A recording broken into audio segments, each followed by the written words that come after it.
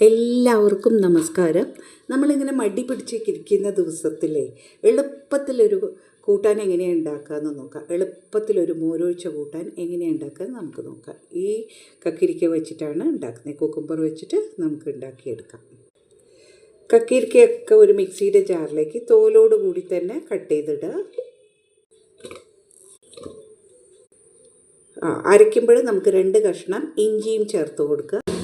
ഒരു 4 പച്ചമുളക്, 1 ടീസ്പൂൺ ജീരകം, ആവശ്യത്തിന് ഉപ്പ്, ഒരു 1/4 കപ്പോളം തേങ്ങ ചേർത്ത് കൊടുക്കുക. ഇതിലേക്ക് ഏകദേശം 1 കപ്പോളം നല്ല കട്ട തൈര് ചേർത്ത് കൊടുക്കുക.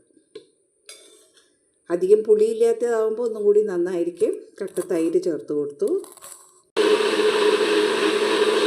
എല്ലാം കൂടി നന്നായിട്ട് അരച്ചെടുക്കുക, മിനുസായിട്ട് അരച്ചെടുക്കുക.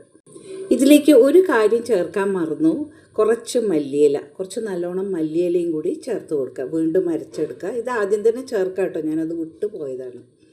കുറച്ചും കൂടി ഇതിലേക്ക് ഒരു കാര്യം ചേർക്കാൻ മറന്നുപോയി, മല്ലിയില, നല്ല ഫ്രഷ് മല്ലിയില ഉണ്ടെങ്കിൽ അതും ചേർത്ത് കൊടുക്കുക.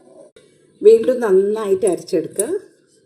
നന്നായി അരച്ചെടുത്തു. ഇത് വേറൊരു പാത്രത്തിലേക്ക് നമുക്ക് മാറ്റാം. ഇതിലേക്ക് ഇനി നല്ലൊരു വറവിട്ട് കഴിഞ്ഞാൽ കറി റെഡി.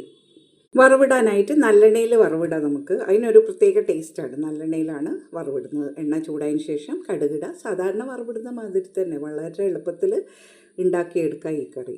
ചൂടായ എണ്ണയിൽ കടുകിട്ട് കൊടുത്തു.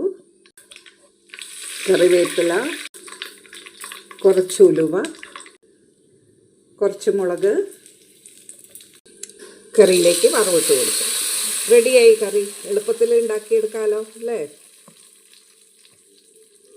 സൂപ്പർ ടേസ്റ്റി ആയിട്ടുള്ള കറി റെഡിയായി. ഒരു ചട്നി മാതിരി തോന്നുകയാണെങ്കിലും കൂടി നല്ല ടേസ്റ്റാണിത്.